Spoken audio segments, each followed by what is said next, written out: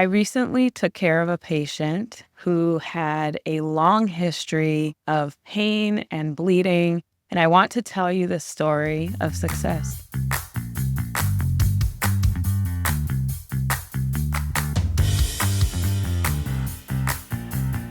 This patient came to me, and when I met her, she had reached the end of her rope in terms of dealing with this medical problem. She had been bleeding for 3 years. And when I met her, I had to review her chart and see, okay, what had been done in the past to help her with this bleeding. So she had tried different conservative measures. They had done an endometrial biopsy. They had done an ablation to pretty much burn inside the uterus, but she continued to bleed. Now, this affected her quality of life where she was anemic. She was fatigued, she was tired, she wasn't feeling like she was functioning at her full capacity. And I felt connected to her. I felt that this was a situation where I could help her. And when I saw her, she looked extremely tired. She would come in kind of very lethargic and her mood was down too. And I really wanted to help her. The turning point was when we realized that we've exhausted all of the conservative management. The patient was done with childbearing and she decided, I want to proceed with surgery. This was a conversation she had had with her previous OBGYN, but of course she was scared. She had lots of questions and she didn't want to take that step because she'd had surgery in the past and she wanted to make sure that she was in good hands. So here's what we did next. I did a history and physical. I did a full workup with labs just to see what her blood level was and if she required a transfusion, and we scheduled the surgery. The reason why she was scared is she had had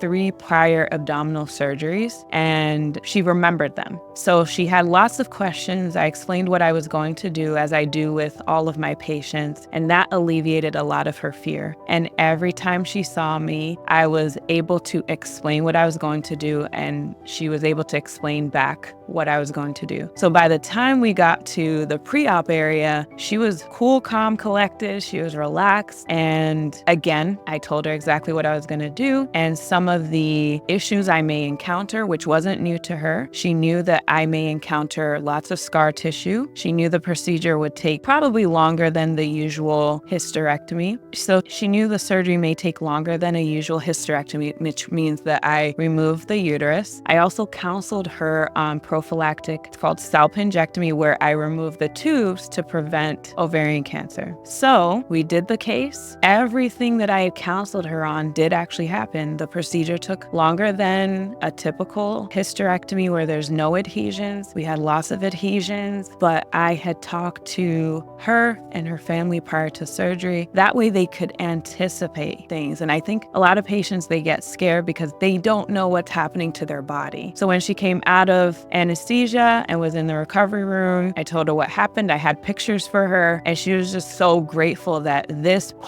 chapter of her life could start. This next chapter could start. So now we're into the follow-up phase, and this patient, within 2 weeks, she was standing upright. She came, she was smiling.